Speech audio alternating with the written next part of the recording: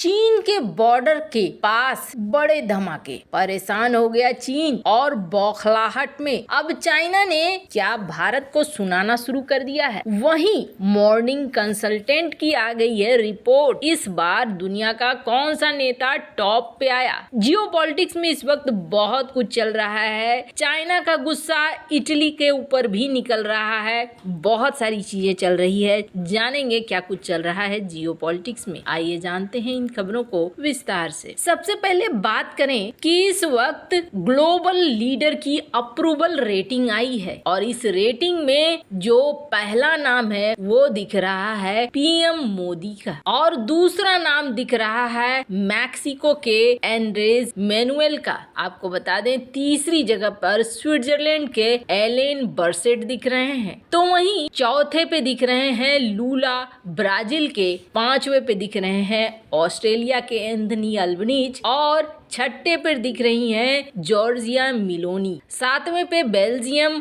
और आठवें पोजीशन पे जो बाइडेन दिख रहे हैं जो लगातार लुढ़कते हुए नजर आ रहे हैं। वहीं काफी पीछे नजर आ रहे हैं जस्टिन ट्रूडो 31% अप्रूवल रेटिंग के साथ। अप्रूवल रेटिंग में लगातार जस्टिन ट्रूडो की गिरावट हो रही है, जो बाइडेन की गिरावट हो रही है, लेकिन पीएम मोदी ये टॉप का पोजीशन इस वक्त हासिल किए हुए हैं। जहां एक तरफ ये सब कुछ चल रहा है, वहीं चाइना की बौखलाहट बहुत ज्यादा इस बार भारत के ऊपर पड़ रही है। पहले बौखलाहट का कारण जान लीजिए। चाइना ने बौखला कर एक कार्टून पेश किया है, स्क्रीन पर आप देख सकते हैं, और इस कार्टून में दिखलाया गया है कि आगे एक गड्ढा है और भारत उसके आगे बढ़ा चला जा रहा है। इस कार्टून के द्वारा आखिर चाइना क्या बताना चाह रहा है, तो आपको बता दें दरअसल हुआ क्या है। सबसे पहले तो इटली ने एक झटका दिया। इटली ने अब आधिकारिक तौर पर कह दिया कि हम भाई तुम्हारे प्रोजेक्ट से निकल गए, और जब इटली ने कह दिया तो इटली ने साथ में ये भी कह दिया कि इस प्रोजेक्ट से हमें कुछ खास फायदा नहीं हुआ है, जिस पर चाइना नाराज हो गया। चाइना ने नाराज होकर कहा कि आप ऐसा कैसे कह सकते हैं कि BRI प्रोजेक्ट से कोई फायदा नहीं हुआ है। दुनिया भर के 150 देश हैं और 150 देशों की जब हमने बैठक बुलाई तो वो यहाँ आए हैं। ये बताता है कि ये प्रोजेक्ट पॉपुलर है और ये most popular international public product है। इससे निकले आप निकलने के साथ साथ ये बयान क्यों दे रहे हैं। हालांकि आपको बता दें इटली एकमात्र G7 का देश था और इटली ने निकलते निकलते ये बात कह दी। जॉर्जिया मिलोनी पहले भी जब वो चुनाव जीत कर आई थी बार बार इस बात को कहती थी कि चाइना के साथ BRI करके इटली ने अच्छा नहीं किया, क्योंकि ये प्रोजेक्ट हमें कहीं से भी कोई फायदा नहीं दिलाने वाला है। तभी ये समझ में आ गया था कि मेलोनी कहीं न कहीं इस प्रोजेक्ट को लेकर आगे कदम उठा सके, और आखिरकार उन्होंने कदम उठा लिया। वैसे आपको बता दें पूरा यूरोप का रिएक्शन इस वक्त चाइना के लिए अच्छा नहीं है। ये हमने आपको अपनी पिछली खबर में भी बताया है कि किस तरीके से यूरोप ने मीटिंग में बुलाकर धो डाला चाइना को। वैसे आपको बता दें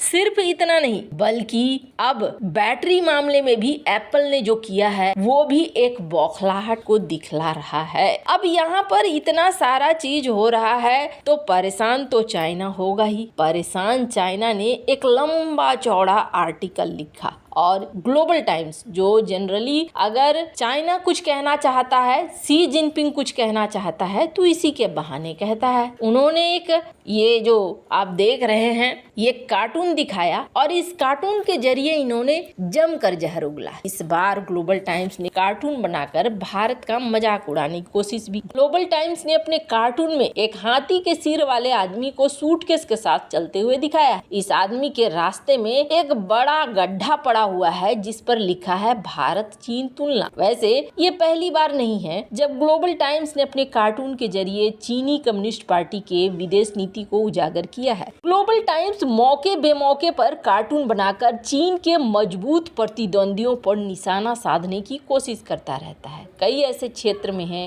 क्षेत्र हैं जिसमें सही में भारत कभी भी चीन के साथ प्रतिस्पर्धा नहीं करना चाहता है और इसमें से सबसे प्रमुख है लोकतंत्र। भारत एक लोकतांत्रिक देश है जबकि चीन एक कम्युनिस्ट देश है। भारत के हर निवासी को पार्टी बनाने, चुनाव लड़ने, मतदान करने, शांतिपूर्ण विरोध प्रदर्शन करने, अपने बात रखने की स्वतंत्रता है। जबकि चीन पर शासन करने वाले चीनी कम्युनिस्ट पार्टी के नेताओं को भी वहाँ पर ऐसी कोई छूट नहीं है। आम लोग तो बहुत दूर की बात है। भारत में अपराधियों को कानून में प्रदान की गई हर शक्तियों के उपयोग करने की अनुमति है, जबकि चीन में ऐसा नहीं है। आपको बता दें, चीन में तो सत्ता का विरोध किए तो गए आप। ये रास्ता भले ही चीन में कानूनी तौर पर सही हो या नहीं हो। खैर, अब ये जो आर्टिकल है, इस लंबे चौड़े आर्टिकल में ग्लोबल टाइम्स ने बहुत बात लिखी, लेकिन जो मेन बात लिखी है वो लिखा हुआ है एप्पल जो बैटरियों को बनाना चाहता है भारत में। इसको लेकर वो बार बार कह रहा है कि ठीक है, भारत का इलेक्ट्रॉनिक्स मैन्युफैक्चरिंग सेक्टर ने हाल फिलहाल में ग्रोथ हासिल की है, लेकिन अभी भी बहुत सारी चीजें हैं जो मायने करती हैं, जैसे कि supply chain. Bharat supply chain को कैसे मीट करेगा,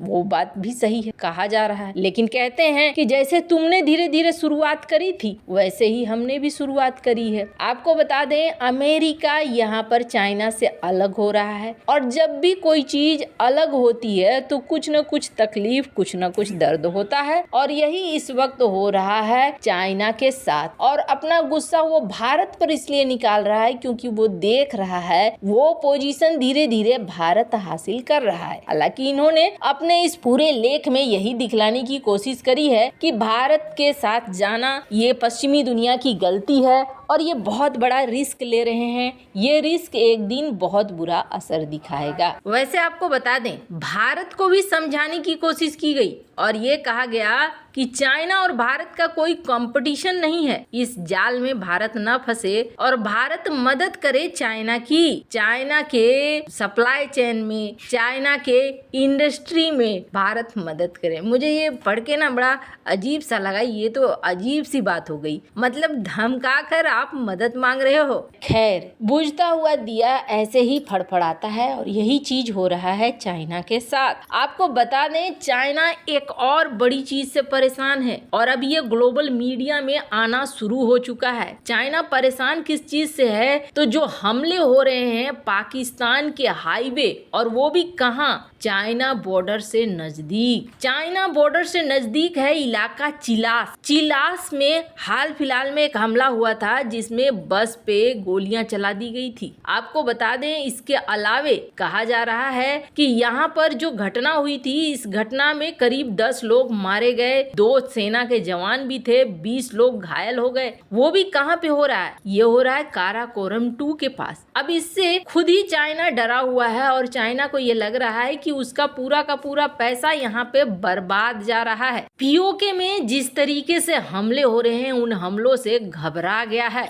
इस हमले के बाद चीन का पाकिस्तान में सुरक्षा को लेकर डर ज्यादा बढ़ गया है। देश के बलूचिस्तान प्रांत में पहले ही चीन के नागरिकों पर कई हमले हो चुके हैं और अब काराकोरम राजमार्ग को निशाना बनाने को लेकर चिंतित है, क्योंकि इसे पाकिस्तान चीन के बीच संबंधों की धुरी में देखा जाता है। चीन के सिंजियांग प्रांत को पाकिस्तान के ग्वादर बंदरगाह से जोड़ने वाले इस हाईवे को चीन के सहयोग से बनाया गया था और साल 1986 में इसे यातायात के लिए खोल भी दिया गया था। पर अब समस्या ये है कि चाइना इसी को लेकर डर रहा है। वैसे इन सब मामले में आपकी क्या राय है, कमेंट कर जरूर बताएं। जल्द मिलते हैं अगले वीडियो में नई खबर के साथ।